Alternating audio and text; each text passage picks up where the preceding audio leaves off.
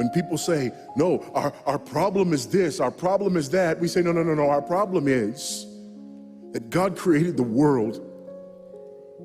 And God created man, and he put man in the garden to keep the garden, and he gave the man a command.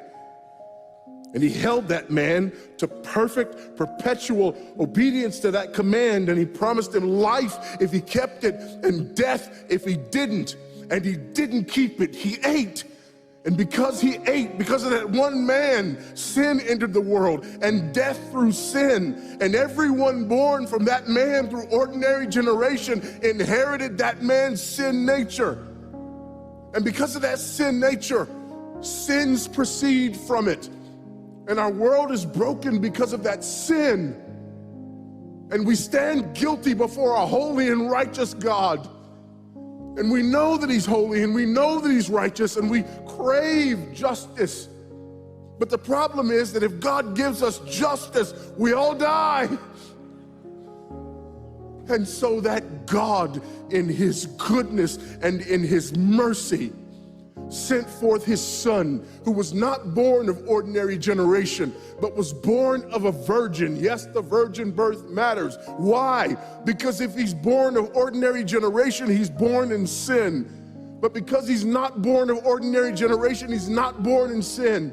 He's clean of sin. His record is clean. And he keeps his record clean. And he obeys God's law. And because he's fully God and fully man, he obeys the law of God on our behalf in his active obedience. And then in his passive obedience, God made him who knew no sin to be sin for us. All we like sheep had gone astray.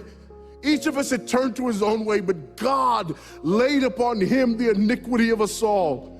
And Christ died for sin once for all, the just for the unjust. And God imputes our sinfulness to him. And he nails our sinfulness to the tree. And Christ dies and raises again on the third day for our justification. And there's another imputation. The righteousness of Christ is actually imputed to us, so that God can be both just and the justifier of the one who places faith in Jesus Christ, so that all those who come to Christ may enter in. So that all those who place faith in Christ might be saved, but not only saved, but sanctified,